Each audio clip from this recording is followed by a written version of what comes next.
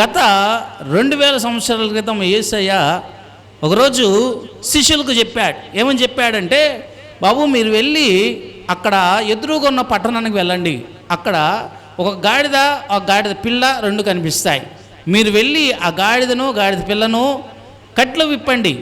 ఎవరైనా మిమ్మల్ని అడుగుతుంటే మీరేం చెప్తారు? ఇది ప్రభువుకి కావాలి అని చెప్పండి. ఏమిటి? ఇది ప్రభువుకి కావాలి అని చెప్పండి. సో ఒకవేళ అడగకపోతే మీరు వచ్చేసేయండి, ఖచ్చితంగా అడుగుతారు. ఎందుకంటే ఆ గాడిద పిల్లల కట్లు ఇప్పుతున్నప్పుడు ఖచ్చితంగా అడుగుతారు. సో అప్పుడు వీళ్ళు ఏం చేశారంటే, నేరుగా ఆ ఎదురుకున్నటువంటి ఆ పట్టణానికి వెళ్ళారు. వెళ్ళి అక్కడ వారు చెప్పిన యేసయ్య చెప్పినటువంటి ఆనవాళ్ళతో కనిపించినటువంటి ఒక ఇంటి దగ్గరికి వెళ్ళారు. అక్కడ బయట యేసు ప్రభు చెప్పినట్టే గాడిద కట్టబడి ఉంది, దాంతోపాటు ఒక గాడిద పిల్ల ఉంది. ఆ గాడిద పిల్ల మీద ఎవరు ఎప్పుడూ ఎక్కలేదు. అర్థమవుతుందా మీకు? ఎవరు ఎప్పుడు ఎక్కలేదు.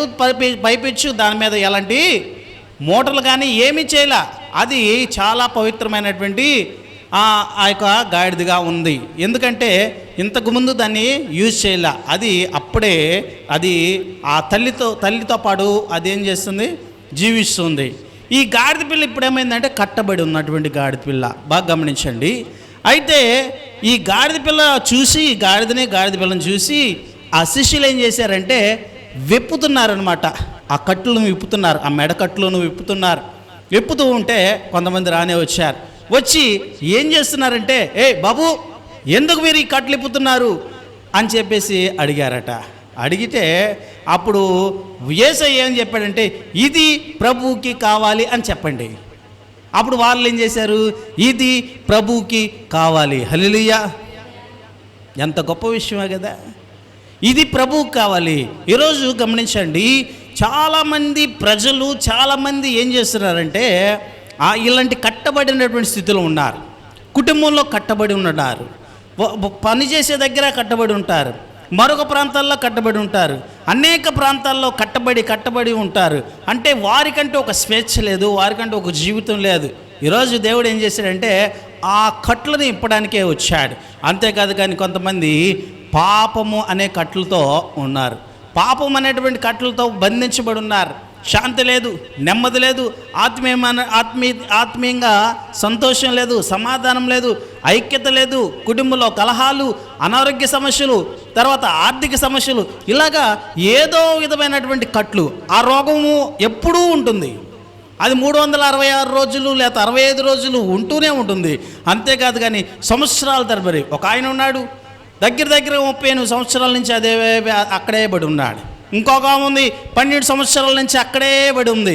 ఇలాగా చాలామంది ఏం చేస్తున్నారంటే అదే వ్యాధితో బాధపడుతుంటారు, అదే రోగముతో బాధపడుతుంటారు, అదే ఆర్థిక పరిస్థితుల్లో బాధపడుతుంటారు, అదే అనారోగ్య సమస్యలతో బాధపడుతుంటారు, అదే పాపములో, అదే చీకటిలో అల్లాడుతూ కొట్టిమిట్టాడుతున్నటువంటి ఈ ప్రజల్ని దేవుడు విడిపించడానికి స్వయంగా తానే ఆ మహాసింహాసనాన్ని విడిచి ఈరోజు ఎక్కడికి వచ్చాడట? నీ కోసం నా కోసము ఈ భూమి మీదకి వచ్చేసాడంట. ప్రియులను గమనించండి, దేవుడు తన కృపలో మనల్ని బలపరిచినప్పుడు, దేవుడు తన కృపలో మనల్ని ఆశీర్వదిస్తున్నప్పుడు మనం ఏం చేయాలి?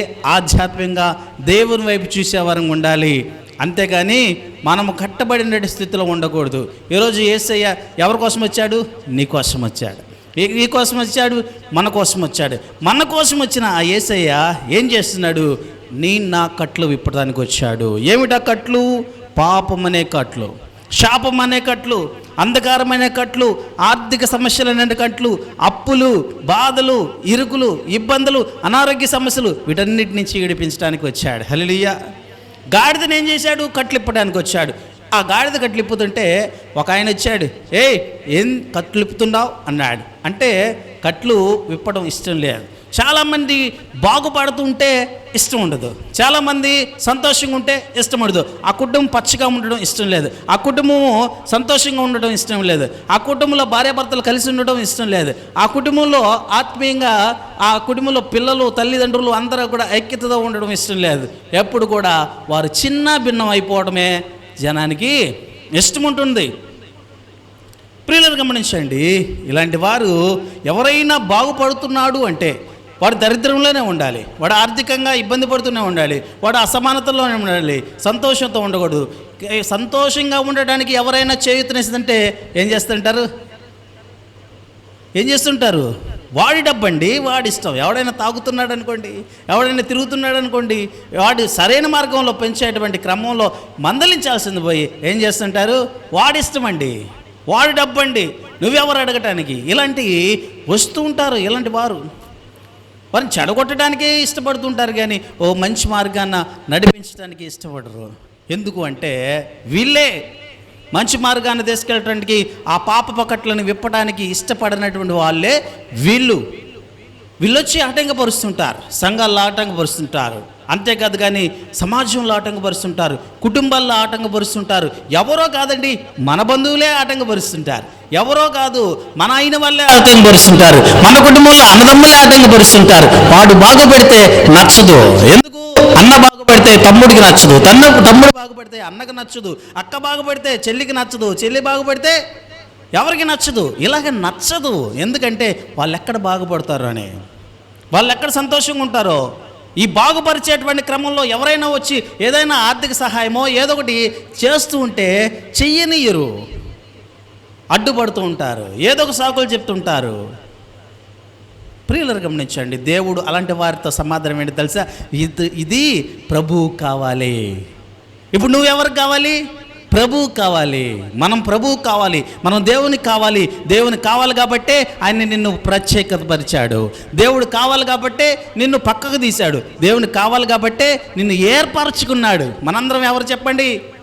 ఏర్పరచుకున్న వారమే, మనందరం ప్రత్యేకపరచబడ్డ వాళ్ళమే. కనుక దేవుడు ఈరోజు నన్ను ఏం చేస్తున్నాడు? పిలుచుకున్నాడు. ఆయన పేరు పెట్టి పిలుచుకున్నాడు. నువ్వు నా బిడ్డవి, ఇదిగో నువ్వు నా బిడ్డవి, నువ్వు నా కన్న బిడ్డవి, నిన్ను నేను ఏర్పరచుకున్నా అంటుంటారు చూడండి. దేవుడు ఏర్పరచుకున్న వారిని ఎవడు కూడా ఆటంకపరిచేదానికి లేదు. ఎవడు ఆటంకపరిచినా సరే అది ప్రభు కావాలి అని చెప్పండి.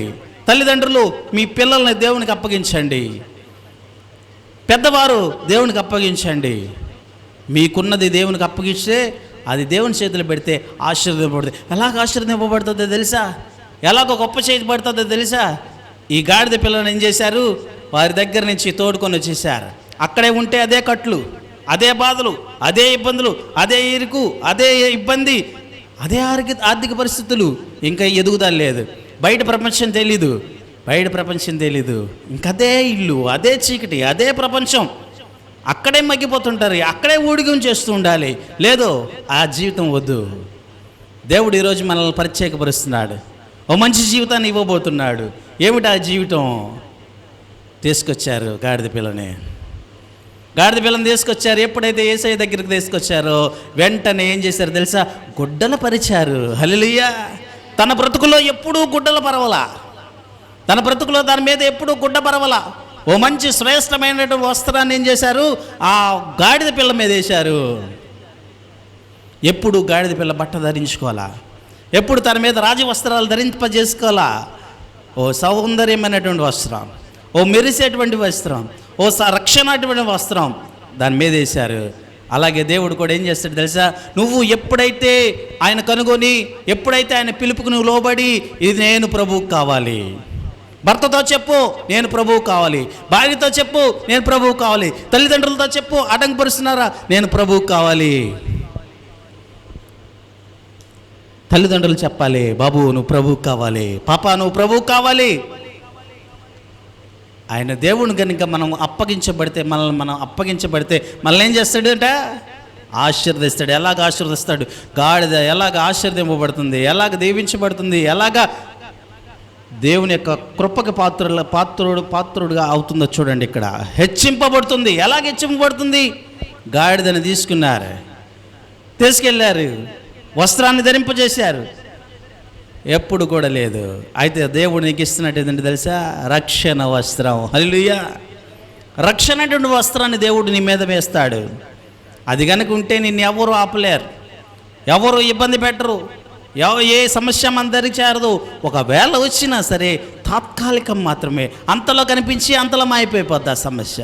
అలా ఉండి అలా మాయపోతుంది, ఆ రోగం అలా ఉండి అలా మాయమైపోతుంది. అది ఏదైనా సరే, మరణకరమైనటువంటి రోగమైనా సరే, అది అలా వచ్చి అలా వెళ్ళిపోతుంది అంతే.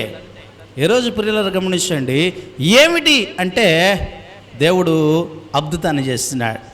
ఏం అద్భుతం? ఎక్కడో కట్టబడి ఉన్నాడు స్థితిలో ఉన్నది ఇప్పుడు ఏం చేస్తున్నాడు? తలగా ఉంచుతున్నాడు. అక్కడ కనుకుంటే మరుగున చేయబడ్డది. ఎంత మాత్రం కూడా మరుగున చేసేవాడు కాదు దేవుడు. దేవుడు ఉన్నత స్థితి మీద ఉంచుతాడు.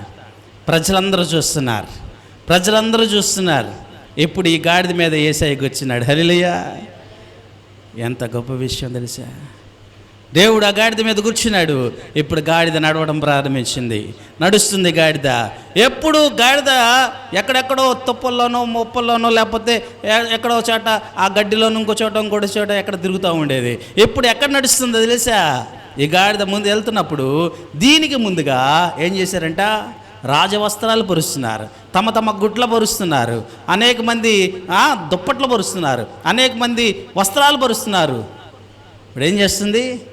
అనేకమైనటువంటి గుడ్డల మీద అది నడుస్తుంది. అంటే ఇప్పుడు ఏమవుతుందో తెలుసా? రెడ్ కార్పెట్ పరిచారు. మనం కూడా మన జీవితాల్లో అద్భుతాలు చూస్తాం. ఎలా అద్భుతాలు చూస్తాం? రెడ్ కార్పెట్ పరుస్తారు. ఎలాంటి రెడ్ కార్పెట్? మనం నడుస్తుంటే మన ముందు ఒక మంచి రెడ్ కార్పెట్ మీద మనం నడుస్తాం. ఎక్కడంటే అక్కడ నడవము. ఎందుకని? యేసయ్య నా మీద ఉన్నాడు, యేసయ్య నాలో ఉన్నాడు, యేసయ్య నాతో ఉన్నాడు. యేసయ్య మనతో ఉంటే మనం ఎక్కడ నడుస్తాం? రాజు ఎక్కడ నడుస్తాడు అక్కడ నడుస్తాం. వీళ్ళంతా ఏం చేస్తున్నారు? కొమ్మలన్నీ తీసుకొచ్చారు, అక్కడ పరిచారు, బట్టలు తెచ్చారు, పరిచారు, అక్కడ ఆ స్తోత్రం చేస్తున్నారు, ఘనపరుస్తున్నారు. ఇప్పుడు ఏం చేస్తుంది? యేసయ్యని ఎక్కించుకొని చక్క నడుచుకుంటూ సంతోషంతో ఆనందంతో ఎగురుకుంటూ వెళ్తుంది. ప్రియులు గమనించండి, అందరూ గాడిదని చూస్తున్నారు. గాడిద మీద ఆసీనుడైన యేసయ్యని చూస్తున్నారు. అక్కడ ఉన్న వారంతా కూడా ఆశ్చర్యంతో పోయారు. ఈ ప్రపంచంలో చాలామంది ఏమేమో ఎక్కారు. కొంతమంది గుర్రాలు ఎక్కారు, కొంతమంది సింహాలు ఎక్కారు, కొంతమంది రకరకాలైనటువంటి ఎక్కారు. యేసయ్య ఏం ఎక్కాడు? గాడిద పిల్లని ఎక్కాడు. హల్లెలూయా! గాడిద పిల్ల మీద కూర్చున్నాడు. దానికి విలువ వచ్చింది. ఎవరైనా గమనించండి, ప్రపంచంలో గాడిదని ఏమని పిలుస్తారు?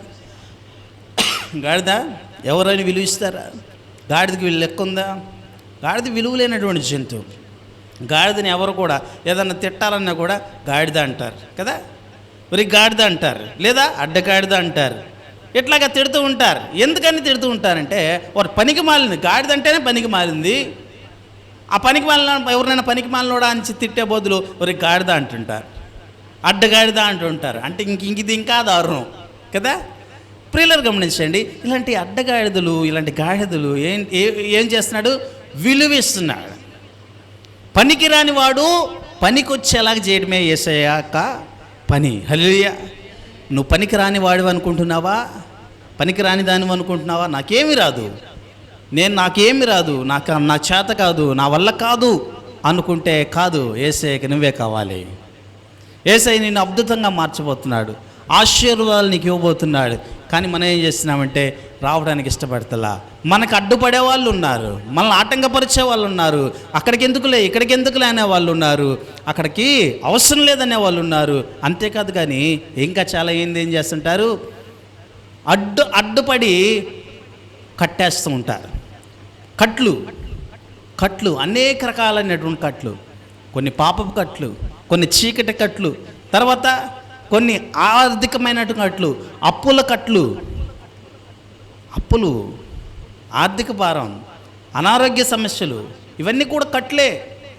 యేసయ్య ఈ కట్లన్నీ విడిపిస్తే ఏమవుతుందంటే రాజమార్గంలో మనం నడుస్తాం, మనకు అడ్డం ఉండదు. అలా నడుస్తున్నప్పుడు ఏమవుతుందో తెలుసా? ప్రజలందరూ మనల్ని చూసి సంతోషపడతారు, ఆనందపడతారు. అంతేకాదు కానీ స్తోత్ర గానాలు చేస్తారు. ఎందుకని? ఎవరు బట్టి ఈ విలువ వచ్చింది అంటే నువ్వేమన్నా గొప్పవాడుగా? మనం ఏమన్నా గొప్ప వాళ్ళమా? గాడిద ఏమన్నా గొప్పదా? ఎందుకు పట్ల పరిచారు? ఎందుకు గుడ్ల పరిచారు? ఎందుకు మట్ల పరిచారు? ఎందుకు అంటే యేసయ్య దాని మీద ఉన్నాడు కాబట్టి. హల్లెలూయా! మనం గొప్ప వాళ్ళం కాదండి. మనం ఎంత మాత్రం కూడా గొప్ప వాళ్ళం కాదు. మనం ఏదో తోపులు అని కాదు, తురుములు అని కాదు, మనమేదో లాగామో చేసామని కాదు. మనం ఏమీ చేయలేదు, మన వల్ల ఏమి కాదు. ఏ పాటి వారు మనము? అలా గాలిలో కలిసిపోయేటువంటి వారమే, అంతలో కనిపించి అంతలో మాయమైపోయేటువంటి వారి. అలా గాలి వచ్చి వెళ్ళిపోయేలోపు మన ప్రాణం పోతుంది. అలాగా గాలికి చెదరగొట్టు పొట్టు వల్లే ఉండేటువంటి వారమే, గడ్డి పువ్వు లాంటి వారమే. అలా కనిపిస్తుంది, మిస్మిస్లాడుతుంది. గడ్డి పువ్వు చూశారు కదా, మిస్మిస్లాడుతుంది, మళ్ళీ కొంచెం సేపటికి మాయమైపోతుంది, వాడిపోతుంది. ఇలాంటి జీవితం గాలి బుడగ వంటిది, నీటి మీద బుడగ వంటిది. అలా కనిపిస్తుంది బుడక, ఆగిపోయి అలా కనిపిస్తుంది బుడగ. అలాగా అంత